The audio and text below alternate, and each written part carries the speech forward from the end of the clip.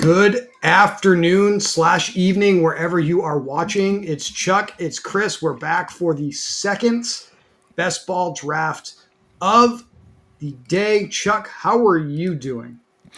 Doing pretty well. Got in a few drafts already. I got 2 pugs in, so I'll get my third one after the stream's over. I watched your stream with Brian earlier. I thought it was probably one of the better ones that we've had this season. A lot of good questions asked, so looking forward to elaborate on some of the points that you guys touched on earlier. So we're already like 68% full on this contest. I think when Brian and I drafted one together earlier, it was only like 28% full. So I think I am also going to try to get my third one in just to hit the max on this one because this is probably going to be full before tonight is even over. That's pretty awesome. That's basically a big indication of something that I've learned over the years. I'm sure you've learned as well. It's that Underdog is basically one of the easiest places to play fantasy sports contest, Chuck, whether you're building higher or lower slips, mixing and matching sports like NBA, MLB, PGA, NFL, or drafting your favorite sports like we are tonight with NFL Best Ball. There are a ton of options for different people to consider here on Underdog Fantasy, and that's why we love partnering with them and offering some insights on their contests.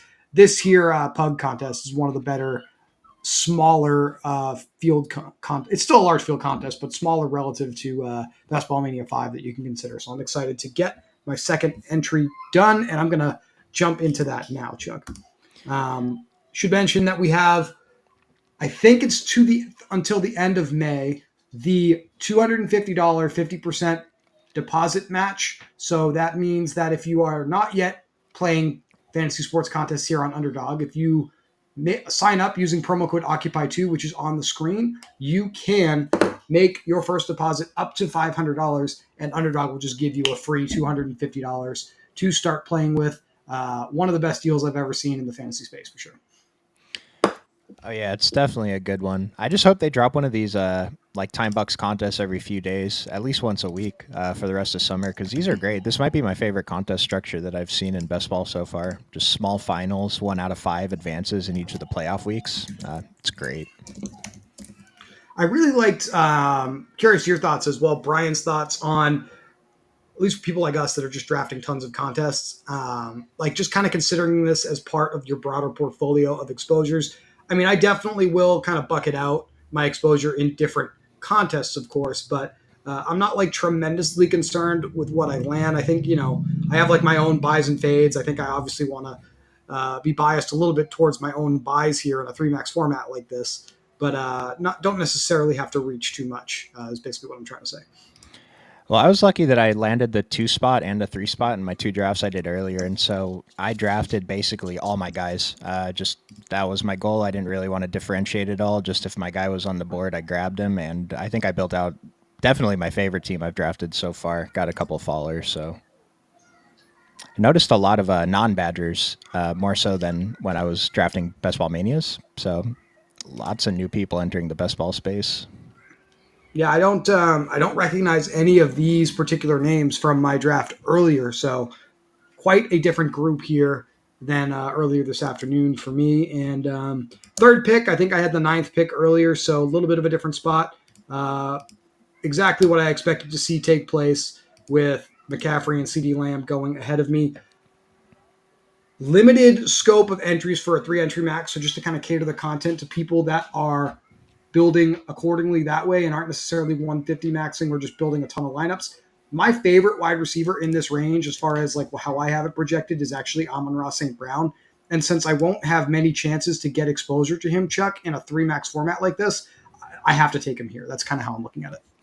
Oh, I like it. And you're probably naturally, I mean, it's only a couple spots different, but you're probably going to naturally get slightly different with the later picks too. And in the small field, you could be the only guy who has a certain combo of guys in the finals, and that's enough to win it. And, now we have obviously all the data we need to consider playoff matchups. Brian and I talked about that earlier. Bye weeks. The Detroit Lions have a week 5 bye. I don't have this on the screen like you do weekly or nightly, excuse me, with the Spike Week plug-in. I definitely have to get me some of that. But we have week 15 versus the Bills, week 16 versus the Chicago Bears, and week 17 versus the Detroit Lions on tap for the Detroit Lions in the tournament playoff weeks. So tons of really interesting, I think, stack options that I have to play with here as we continue with the contest.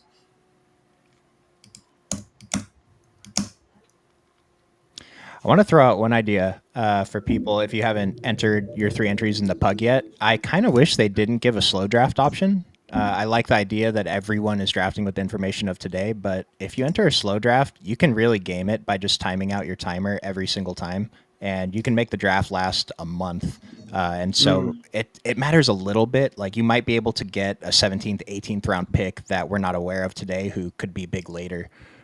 So just an idea for people out there. I'm not going to do it. I don't have the patience for it anymore. So I appreciate the insight though, because we're seeking information. That's what we're doing by extending the time frame. And mhm. again, it may be like it may be like a small edge that may not actually take place. But we saw that happen last summer when we got some news as injuries took place. We just came through OTAs for most teams, so there will be things that come out that you can leverage in a format like this. So I'm with you. I don't have the patience for that, but if this is kind of all the exposure you're going to get, and you want to extend your fun drafting, and you like slow drafts, that's not a bad strategy at all. Really not surprised at all with how this has kind of gone here in the first round. I noticed Brees Hall going towards the back half of the first round. I got him at pick number 9 myself earlier. This is a little different than what I've seen in the last few drafts that I've done. In general, he's usually going, fifth, sixth. I think his ADP is like 7.6 or something like that right now. So maybe the market is still kind of overcorrecting, pushing these running backs down.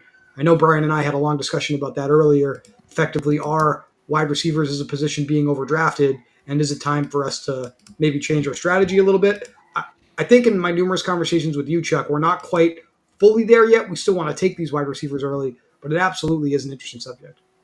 Yeah, I definitely agreed with when you were bringing up like the second round just doesn't feel like the second round, right? There's no obvious picks. I mean, the guy I've been clicking on every time is Devonte Adams, and then I mix it up with Ayuk, but it's just hard to have confidence in anyone past.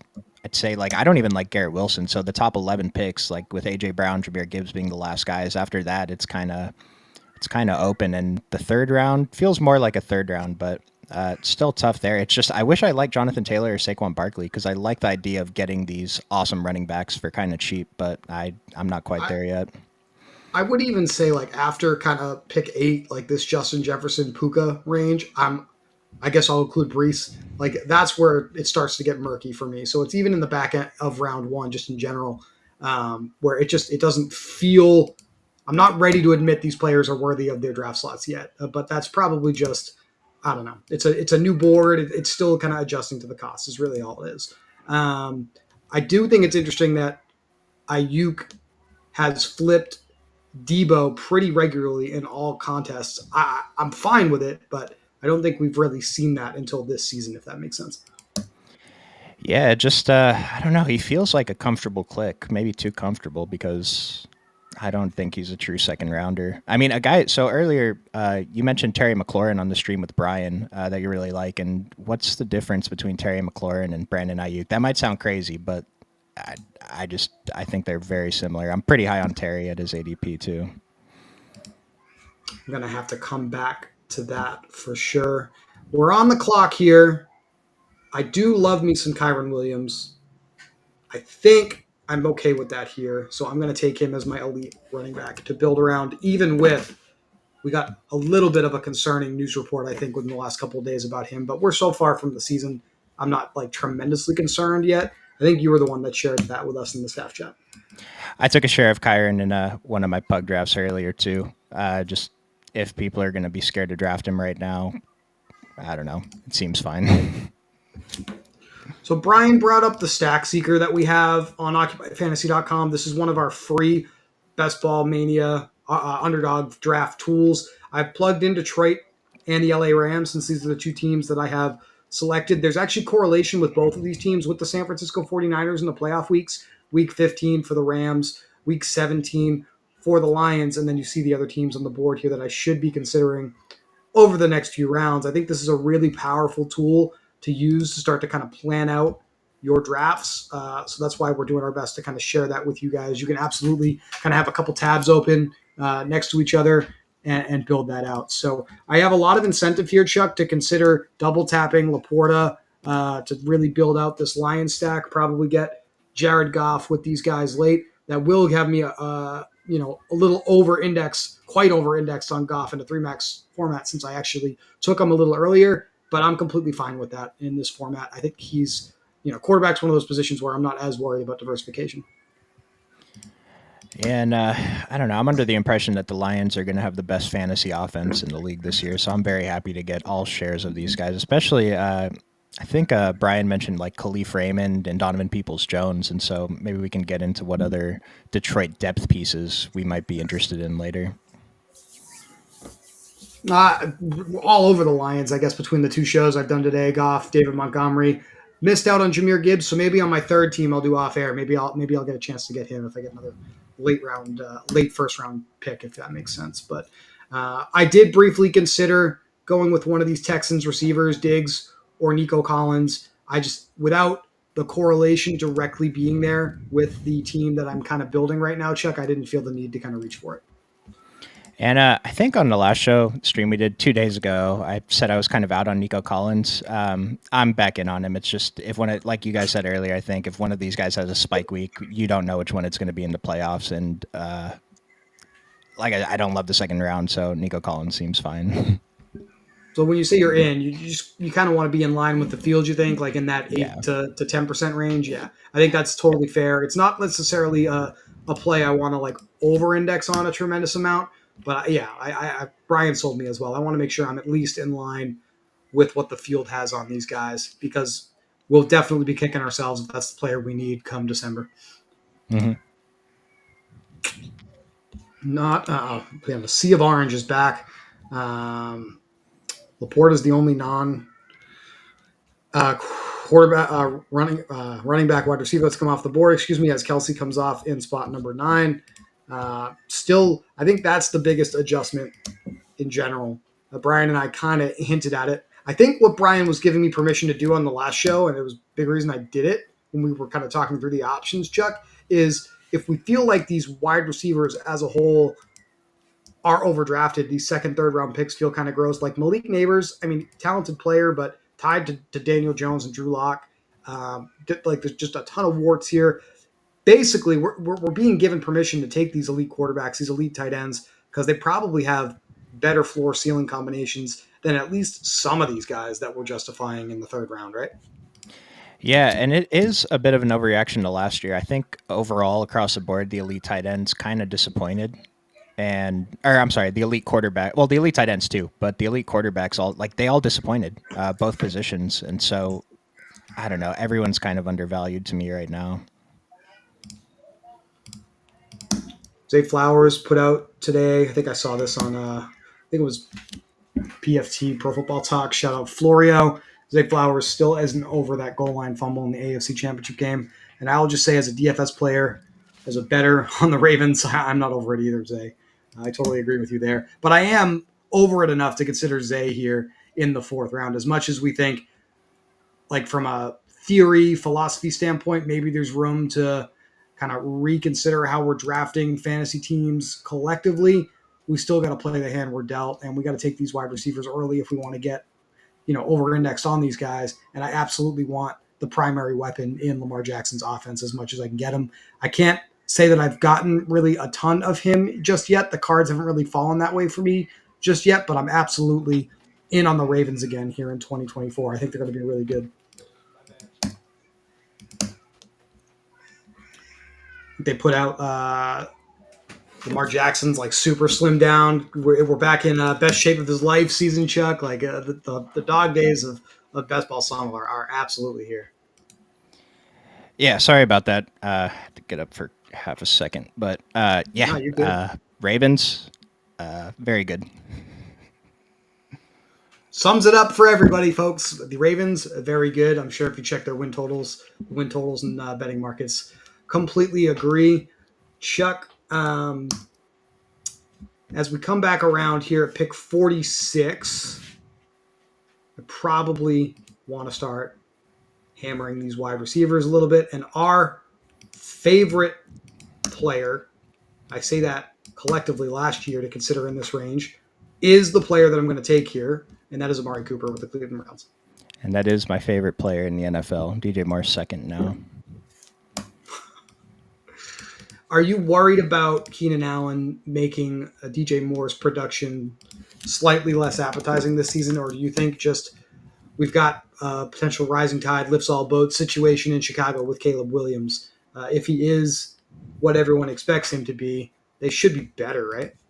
I'm not too worried about it. Just, I don't know, thinking about the way DJ Moore scores his fantasy points, I feel like he's a player who can do more with less. And we don't know that Keenan Allen's going to get the volume that he had before. And I think just a few minutes before the stream started, you posted a report that Caleb Williams is not performing in practice. Didn't have the best practice in OTAs.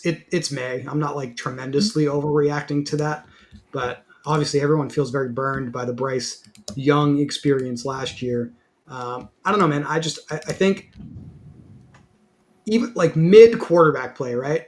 I think when you have above average weapons, that helps you. So even if Caleb is just purely average, like I feel like those guys are going to help him perform. And speaking of those weapons, we're going to slam Keenan Allen here in the fifth round.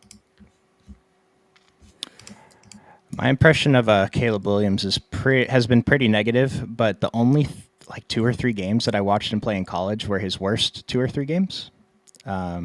But I don't know. I still can't buy into the hype that everyone has for him. Like his ADP is fine, but in real life, I don't know. It's going to be a good offense, hopefully. I mean, as a pure passer, can he be worse than Justin Fields? He probably could, but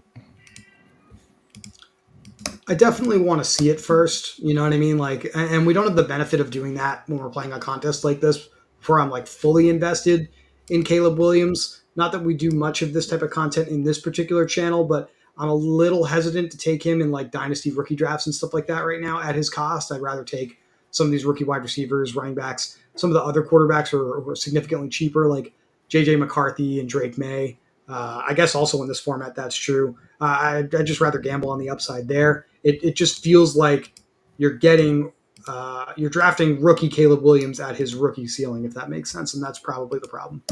I think the only times I've drafted him are when I have 2 Chicago receivers, any 2 of the 3, and then you have to draft him at that point.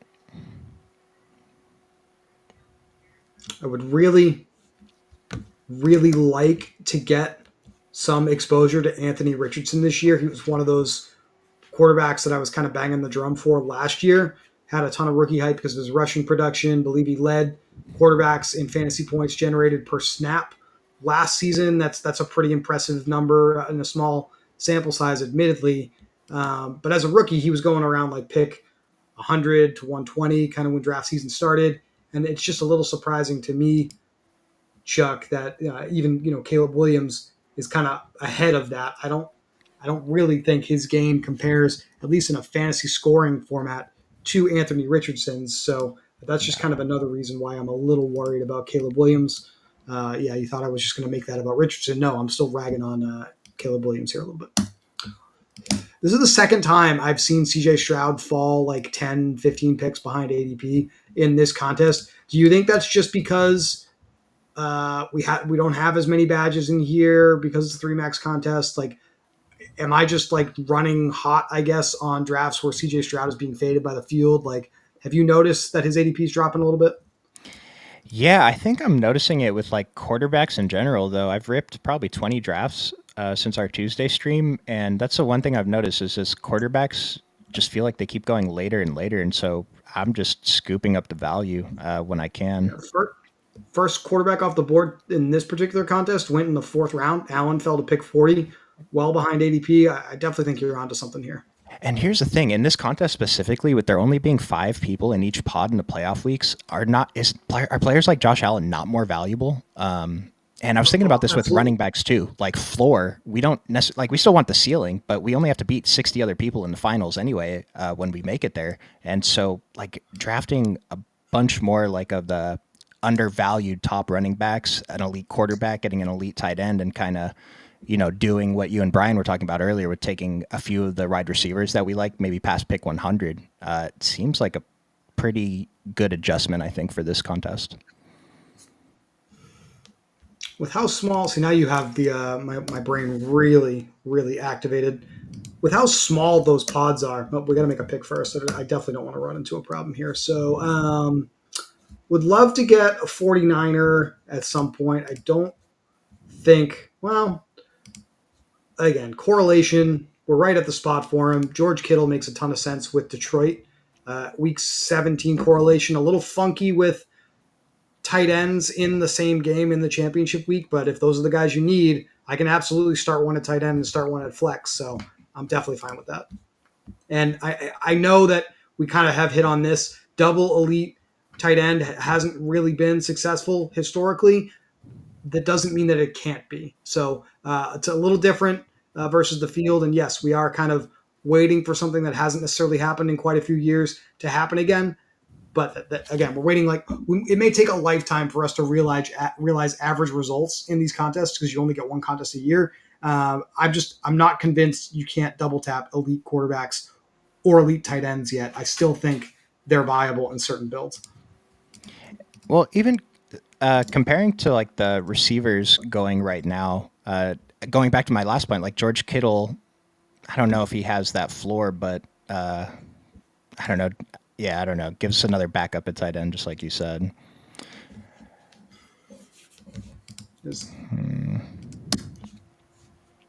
Like, I don't know. I mean, Jameson Williams, this is where the wide receivers are just completely gross in this range. But if I wait, it gets pretty tough. I'm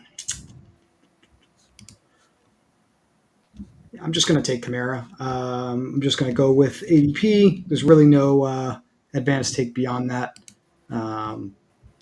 It just kind of, it's not anti like something. It's not something I don't need, if that makes sense. I have a second running back at this point. Wasn't the best like correlation move here, but a couple picks behind ADP. Still expect him to have some passing game involvement with Derek Carr. I can definitely backdoor it with like someone on the Raiders for Week 17 correlation as well. Plenty of Packers wide receivers go late for Week 17 correlation, so I'm definitely fine with that. I didn't want to go with David Montgomery because then I felt like I have too much Detroit if I still want Jared Goff here, Chuck. So that's kind of why I landed on Kamara. I'm not sure I'm in on with all these guys available. I think there's a split backfield in Minnesota. I don't love Aaron Jones. I do think the New England situation is a little more ambiguous than ADP suggests right now. So I'm kind of out on Ramondre Stevenson when I have other options in this range as well. Well, for the Raiders correlation, I think these kind of teams where we didn't go 5 receivers in the first 8 rounds, like Jacoby Myers, right? I talked about him on the last show. I know you saw that. I just can't stop clicking on him. I have him projected for about 12 fantasy points per game on average. We know there's going to be spike weeks there. And we look at Adonai Mitchell, Joshua Palmer, Jerry Jeudy, Brandon Cooks, Jahan Dotson, Gabe Davis. Like these are the guys going around him. I just feel like Myers' role is a little more clear and a little stronger than those guys at this point. So that's why he's a clear screaming value in the 10th round. Absolutely. Really easy to double tap him and Rashid Shaheed when you're in like one of the front draft positions. I know we already have Kamara, so I don't know if we want to double up there, but it's easy Week 17 correlation. Give me 1 second. While Chuck steps aside, another opportunity to remind you that we do have that deposit match bonus here. Promo code Occupy2 on the screen. Here in the month of May, you can get up to $250 matched on your first deposit if you are a brand new user at Underdog Fantasy, the best and easiest place to play some fantasy sports contest. We are now in the 8th round of this contest. This is an area where I've talked about on a couple of different shows. You start to see the orange sea of death here kind of evaporate a little bit. The well is running pretty dry with elite wide receiver talent to consider. So this is where everyone starts to take the running backs, starts to take the tight ends, and starts to take that second tier of quarterbacks since the elite quarterbacks are now off the board, which actually does give us an opportunity, I think, to kind of reach for the wide receiver values that are left in this range. that are slightly undervalued in a three max contest like this, where we don't necessarily have to worry about closing line value moves. A player like Jacoby Myers, who I keep talking about as a player that I'm interested in, I'm very confident his ADP will rise before we get to week one on September 5th, whenever that is. I believe it's the 5th. But we're not going to have the ability to wait for that in this contest. So getting that value here with Myers, some other value picks that go around this range that I think are worth being invested in. If you're looking for picks rounds like 7 through 10, I'm willing to gamble on Nick Chubb coming back sooner than expected from his injury at the running back position. Devin Singletary at running back with the New York Giants looks like a pretty good buy. And then if we get a little later than that, Josh Downs with the Colts is one of my favorites in this range. I have him as a buy as far as my projections are concerned. Gabe Davis with the Jaguars, we know he's going to have spike week potential. These are the types of players I'm looking for in this particular spot on the draft board. Chuck, I think I did a good job holding that down while you were indisposed. My man. You've got a little bit of a personal trip coming up again this weekend. You got all your packing done. You ready to go? Or are you basically going to throw everything in a bag after the show here and pack that way?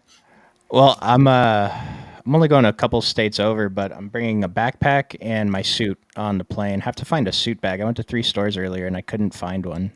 Super weird. So I'm gonna go to like Men's Warehouse right after this and just overpay for whatever they have. Shout out Men's Warehouse, no free ads, but it's definitely the best place to go to get what you need. I want to take a wide receiver, Chuck, but there just isn't one that I'm excited about. Like it's just, Nope. it feels bad to reach for one of these guys. Curtis Samuel being, I mean, I guess the highest rated one. I'm gonna go with Tyler Lockett just because in the next couple of picks, he's kind of the best value for me, and he actually is Week 17 correlation with Keenan Allen. And I'll never find the data to back this up, but someone posted last season that if you're short on position, it is correct to just reach to make sure you get a player at that position. Yeah, I'm not really going to think about these 45 minutes that I was drafting come like week 15, 16, 17 if Tyler Lockett is the player I need, right? So that's fine. And also should mention, feel pretty good about Kyron carrying me most weeks at running back. I just need one other player to score at running back since we start 2 running backs every single week in a contest like this. I need 3 receivers, so I definitely need to start filling this out a little bit more. Have a very strong start with these 3 guys, but I got to fill out the bench too. So we're going to definitely reach a little bit here to justify what we're doing. Goff at pick 120. I don't think he's going to go before it comes back to me at 118, so I'm willing to gamble on not having him. And since we're already talking about reaching on wide receivers, Cortland Sutton, Denver's quarterback situation feels pretty gross to me, so I don't want him here. Mike Williams is a wide receiver that we know has spike week potential, and I don't feel like I've had enough of him on my rosters yet. But if we actually get a full season of Aaron Rodgers, Mike Williams, running across the field from Garrett Wilson, this feels like an offense we need to be invested in, Chuck. I did something similar earlier when I took Kyron in my pug. I took Mike Williams when I was short on receivers, and yeah, like why wouldn't we just take the shot? What if he's a stud? This guy was going in round 3 2 seasons ago.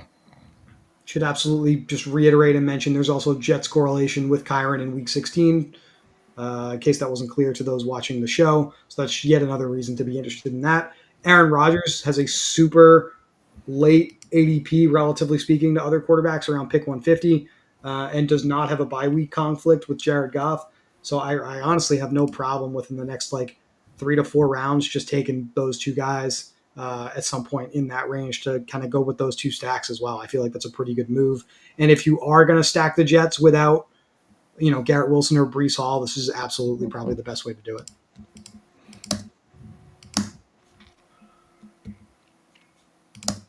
All right.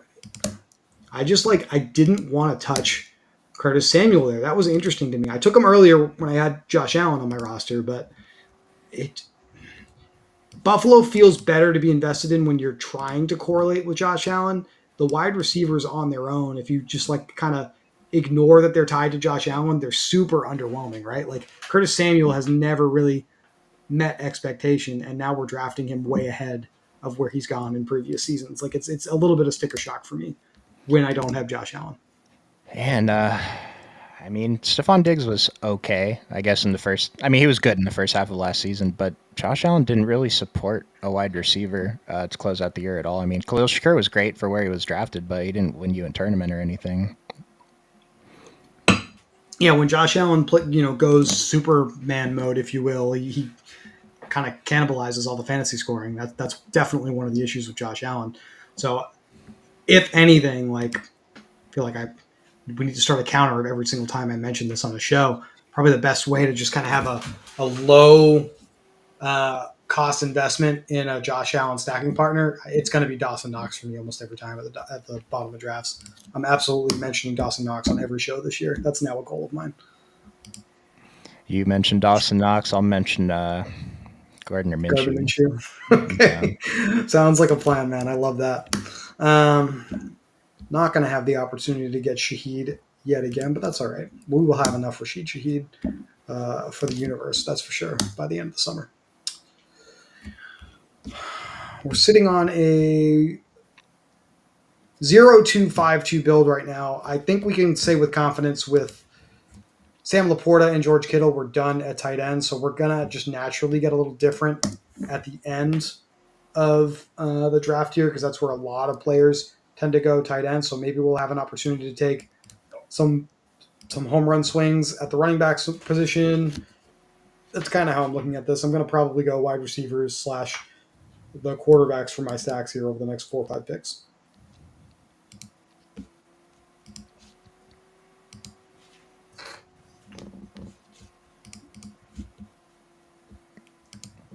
I mean, you'd have to be crazy if you didn't have a reason to do it, to take Goff over Tua and Trevor Lawrence, right? Am I crazy there? Like, I just feel like there's no risk for me here. I think I'm going to get him.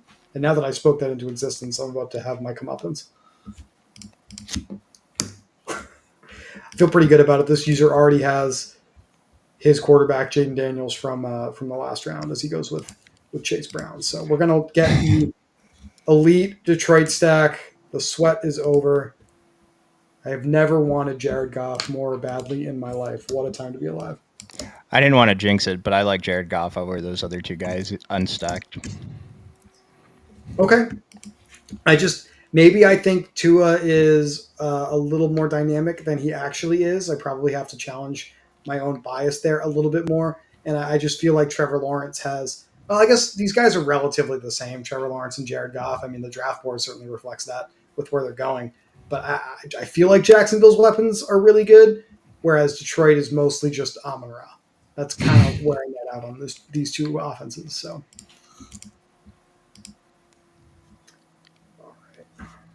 I came around on Hawkinson too. What you were saying the other day is like, who cares if he doesn't produce during the season? If he's there for the playoff weeks, getting that elite tight end this late could be pretty powerful. So I'm okay mixing him in a little bit now. And if I'm doing like 3 tight end builds, maybe.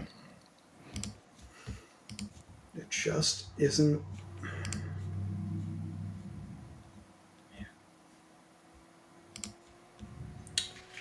I'm just taking Rodgers early because I just really didn't know what I wanted to do there, to be completely honest. But now I'm done at the quarterback position, so I can pretty much just hammer running backs and wide receivers. And once again, just to reiterate, this is the 3 max pug that will almost certainly be full before the sun comes up again for any of us on planet Earth.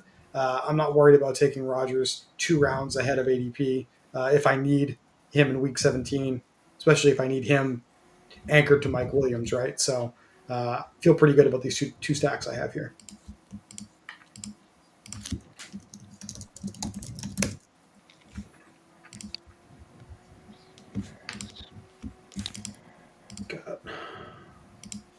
I get caught up on these picks here. Dalton Schultz. Probably the only reasonable Texan starter. Everybody else is going super high, but you can still get Dalton Schultz at a pretty reasonable cost here in the double-digit rounds. So I probably need to talk myself into taking him a little bit more because we absolutely want exposure to the the Texans this year. I agree, and I kind of think Dallas Goddard's going a little bit late, and Cole Kmet is probably high risk, but Cole Kmet seems like a decent bet to make in this range too at tight end.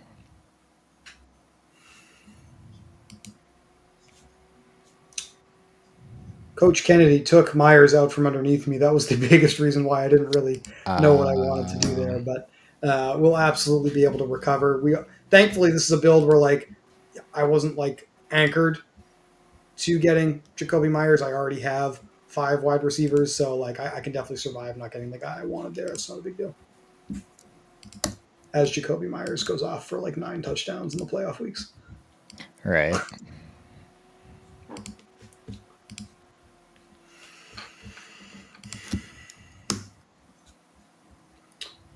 So Brian broached a question on the last show. Who are some of your who are your favorite off the wall late round running back picks or just late round picks in general this year? We know, and you and I even discussed on Tuesday's show, it's very, very low probability we have, quote unquote, another Puka Nakua or Kyron Williams. But who are some guys that you think could be? Well, I can tell you the first guy I was on in the big board, who I'm completely off of now, and I'm not sure if my thought process was good or not. Chris Rodriguez on Washington. That might be too off the wall now because I'm kind of in on Austin Eckler now. I was out on Austin Eckler on Tuesday, but I talked myself into him. Like my favorite zero RB targets, number one is easily Ty Chandler. Number two is Jaleel McLaughlin. I'm a fan of Antonio Gibson. You talked me into Bucky Irving. And then Kenneth Gainwell goes undrafted every time. He seems fine. Alexander Madison seems a little bit undervalued. Don't know I have anyone crazier than that. I think as I've had time to think about it a little bit more, I think we briefly discussed him on another show, but Dante Foreman with Cleveland as well goes pretty late. If there is an issue with Nick Chubb, that's not a bad player to consider. Mhm. Um, how many weeks away are we, Chuck, from talking ourselves back into Clyde Edwards-Helaire as well? Like I just Kansas City didn't really do anything behind Pacheco, so he's just still kind of there, right? I think I'm pretty close, dude, because I considered drafting him 3 or 4 times. I didn't click him a single time, but I considered it, so it's gonna happen pretty soon. Yeah. Yeah, yeah. We want players on good teams. I think that's Yeah. just a good overarching macro, and that is something that we can still absolutely say about CEH, even if it's underwhelming. And if he gets thrust into a 15 to 20 plus touch role at no ADP, I mean that's all you're looking for, even if it's just for a couple of weeks. That's better than most round 18 picks.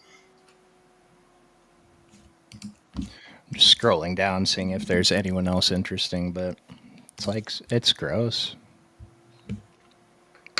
Yeah, it's not great.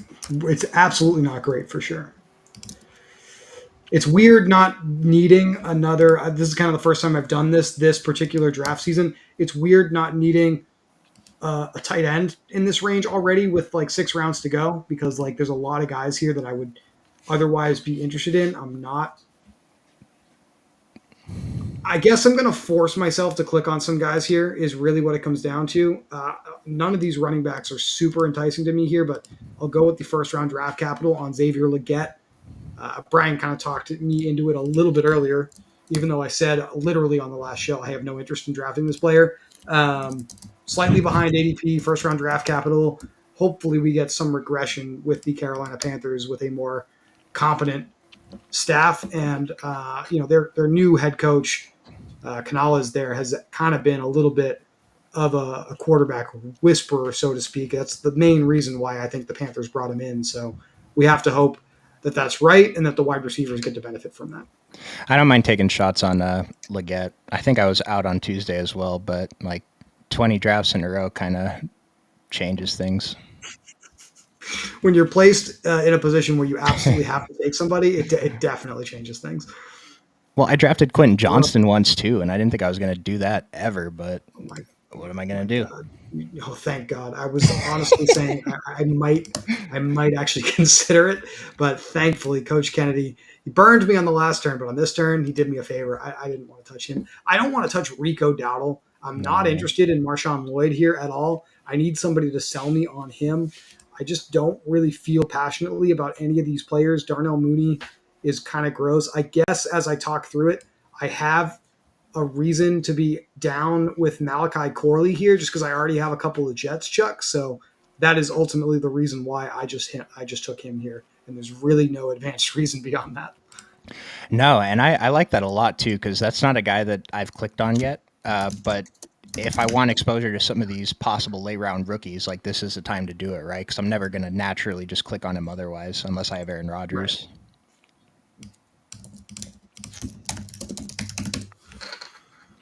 So now we got a 2-2-7-2 build where we're very wide receiver heavy. The Jets have the Buffalo Bills in week 17, and the Detroit Lions have the Bills in week 15. So I have an absolute incentive maybe to consider a late round Buffalo Bill. Maybe my boy MVS, if he's still on the board, actually ends up joining this roster for that reason. And now we can probably focus on some of these true like zero RB targets for the next few rounds. That's probably the best way for me to attack this roster since that's clearly my only area of need left to round out with 5 picks left. Yeah, 5 picks left. One other zero RB guy that I didn't mention when you asked just now, but Ty Johnson is a guy that I clicked on a little bit here and there. Just he got some work towards the end of the season, and he doesn't seem to be very good. But if something happens to James Cook, then you never know. It's pretty bad if it's only May and we're already at. Well, this is a guy I've clicked on before. He might be okay. Like that's the extent of our analysis on some of these guys, but hey, sometimes that's the way it goes, especially when you're live and you're really thinking about what you want to say. I auto picked Kendre Miller earlier. I have Alvin Kamara on this roster, so no incentive really to consider it. But do we think kind of this ADP with Saints backup running backs is correct? Like, is he absolutely the best option behind Alvin Kamara? I feel like it's not necessarily a lock that that's true here. We No, have well, Jamal Williams is he still under contract? don't like that's kind of what I was just thinking, and he's barely getting drafted, so that might be Yeah. another. And he didn't really do anything last season. I think that's we had like the Mm-mm. most notable news story with Jamal Williams last season, if I remember correctly, was that in like the last game of the year, Jameis Winston was like supposed to take a knee, and then instead of taking a knee, they handed the ball off to Jamal Williams to let him score like his only rushing touchdown of the season, just because they wanted to get him a touchdown. Like if that's the only thing we heard about Jamal Williams last year, that's probably why no one is drafting him. But he does seem like the type of tailback that would absolutely benefit from a role change. Like if there's an injury to one of these guys, or heaven forbid both of these guys, Miller and Kamara, he's absolutely one of those guys that could smash as a zero RB pick. So I think we potentially just like live on the show came up with a new late round target. So Let's congratulations go. to And yeah. we didn't even get into the wide receivers yet. I found a few. DJ Shark Oh on the boy. Chargers. We already had Tyler Boyd. There's a couple more.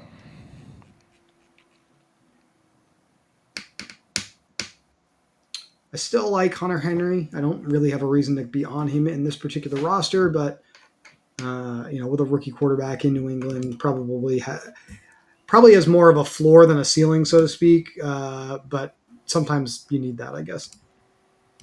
Troy Franklin was another guy I don't mind taking shots on late too. I mean, they just.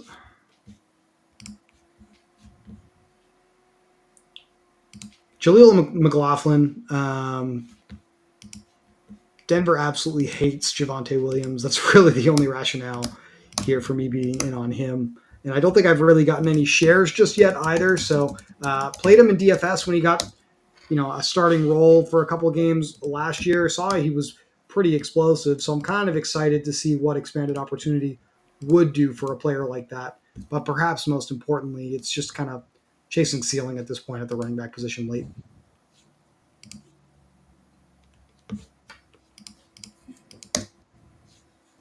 don't mind Chuba Hubbard, and then Khalil Herbert is the other guy I'm taking a lot super late here, but I don't know if I'm hoping he gets traded or what.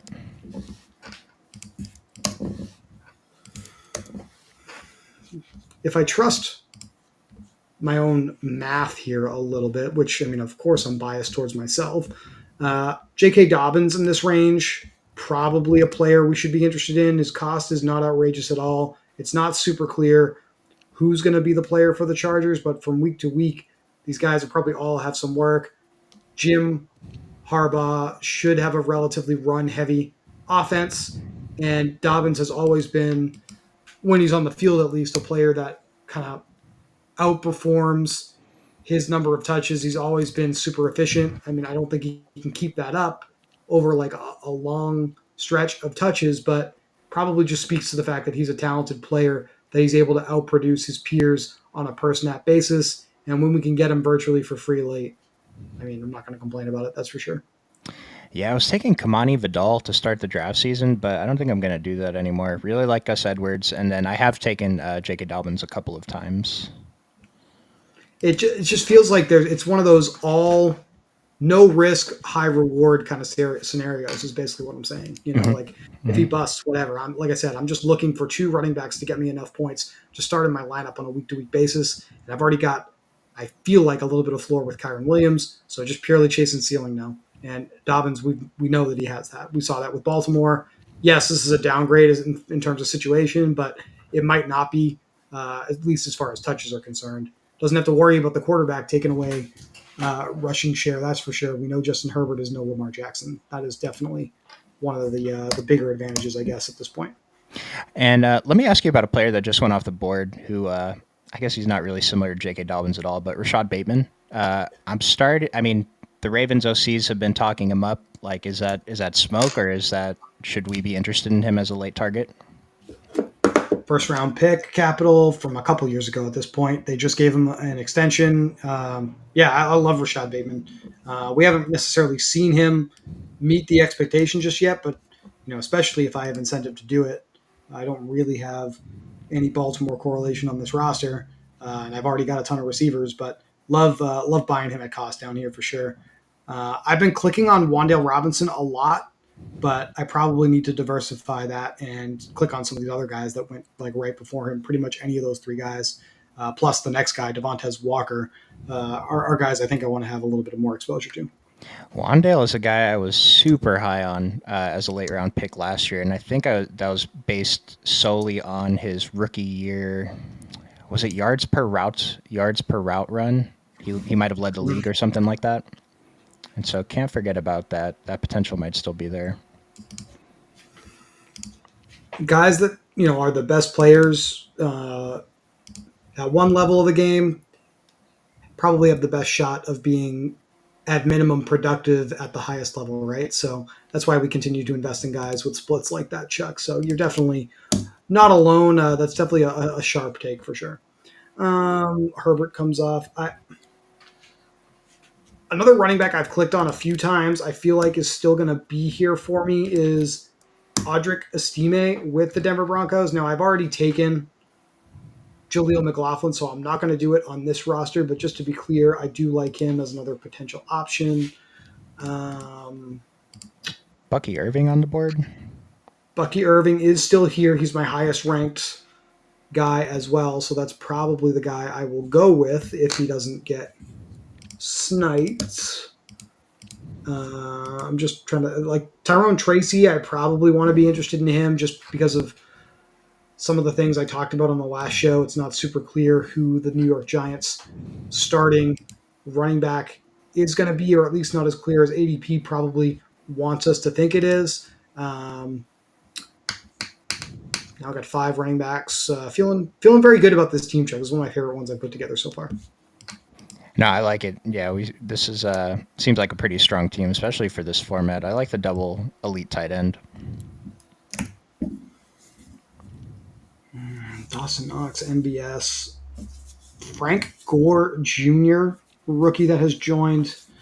I don't know, man. I mean, how crazy? I don't have to get that crazy in a 3-max, right? Frank Gore Jr. might be someone I'd be interested in taking as a flyer in like BBM, but in this format, like even if I hit on that value at some point throughout the season, what is that actually getting me in a smaller contest like this? It's probably not getting me a lot. Let's see. We like players on good teams, and that is why we like Dante Foreman with the Cleveland Browns. Already have Amari Cooper, but I'm okay with doubling up on Cleveland exposure here. Oh yeah. Like players anchored to offenses that we expect to be productive. And the player that went before him, I'm pretty sure said Elijah Mitchell. I still it feels like a good true zero RB guy, where he's probably not going to do anything if CMC is healthy. But if something happens to CMC, I know they have the rookie Garendo or something, but Elijah Mm-hmm. Mitchell is pretty good when he gets snaps.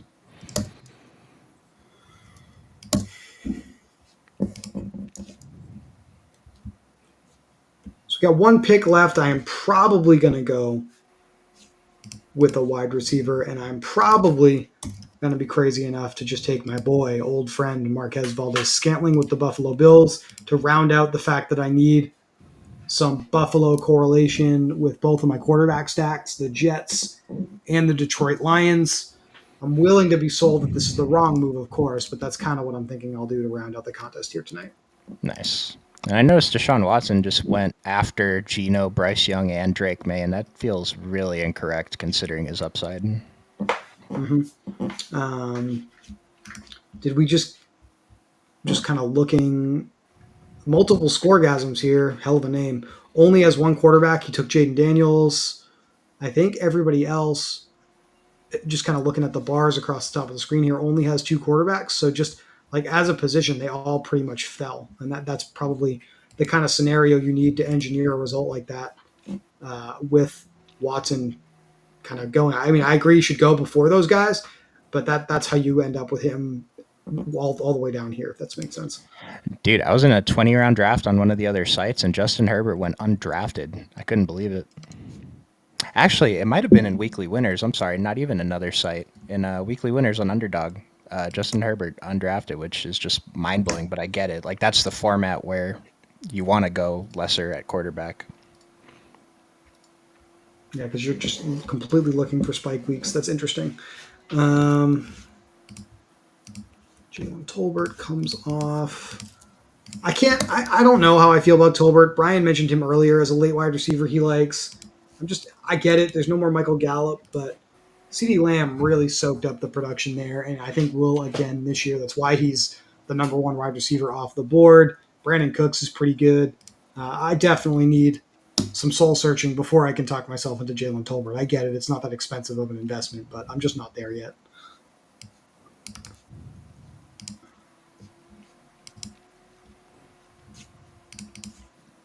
Or Tyler Boyd.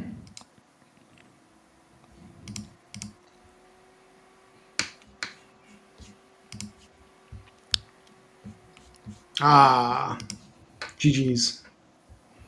MVS and Dogs and Dogs, they got you. No, dude, throw this draft in the trash. What are we going to do now? Team is cooked. I have no chance whatsoever. What if MVS is the guy you need? Colby Parkinson is getting I get that. Brian talked about that earlier, the report that Higbee might be kind of a late bloomer, so to speak, in returning from his injury. While Brian made that point relative to Davis Allen, Colby Parkinson, previously of the Seattle Seahawks, definitely a player that has some at least touchdown upside, so I can kind of see that. I'm just bumming about this Buffalo pick. I have no idea what the hell I want to do here with my last pick now. Well, I think I have a theory. We got Mac Hollins at wide receiver. Justin Shorter is definitely not going to get picked by me. Never heard Brian of him. Thompson, Tyrell Shavers, Andy Isabella, and KJ Hamler is on the Bills now. That's something that if you didn't know, now you do. KJ Hamler is a member of the Buffalo Bills currently. Not going to touch any of those guys because I don't want to draft someone that's 100% not going to even make the roster. 100? 100%. Not even going to make the roster. Lock it in now. Michael Penix, I don't know. What do you think about that as a last round pick this year? Is that better or worse than Justin Fields? It feels so much worse, right? Justin It Fields has really a does. ceiling. That guy might, probably doesn't. I am going to go with Matt Collins. That's probably the better pick anyway than MVS. They signed him first, right? And we know he can produce in the NFL. We saw him do it in his previous stops, mostly with the Raiders a couple of seasons ago and Derek Carr, but that helps us get that Buffalo correlation. And if he's the player you need in the playoff weeks, I'm the one who has him. Chuck, this Let's has been go. awesome. I actually really love this pug contest. I'm kind of waiting for Bonaman here to finish the draft. But it's been real. Definitely drafting with you. We'll see you again next week for another show or three, as always. But definitely, would just like to remind everyone to keep an eye on what Underdog is putting out for these contests throughout the entire spring and summer here. Obviously, Best Ball Mania 5, the flagship contest, is the one that we're all most excited about with 1.5 million up top, over 670,000 entrants vying for that prize. And we'll have plenty of opportunity throughout the rest of the year to continue talking about Best Ball Mania 5. But smaller contests here, like the pug single entry stuff that they put out. The Dalmatian will be back at some point. I know there'll be another Chihuahua, another puppy. Pretty much all your favorite dog breeds. They've pretty much converted into names of contests here. We're going to have absolutely a ton of strategy that you guys can utilize in these smaller contests. That'll be more important, I think, in those formats than in Best Ball Mania 5 because there's just not as many shots for the quote unquote sharp drafters to, I guess, over leverage you or outperform you in these particular contests. So I think if you're like me, these are actually probably the better places for you to play, frankly. And I just want to point out, for some reason, the Eliminator and Weekly Winners contest don't show up under the NFL tab. But if you go to the home tab in the lobby, those contests are there. And so I thought that was super weird that they're not showing up. But I'm not too interested in the Eliminator. I have dived into Weekly Winners a little bit. Maybe we'll mix in one of those drafts. But I mean, if you guys want to see Eliminator, let us know in the comments, and we'll definitely fire some up. All right, Chuck, that's going to do it for me. I appreciate you joining me as always. We will be back. I believe at this point we'll be back next week with some more underdog fantasy drafts. It's a long Memorial Day weekend. Definitely wish everybody a happy Memorial Day, and we will see you next week for some more underdog fantasy drafts. Thanks, guys. See ya.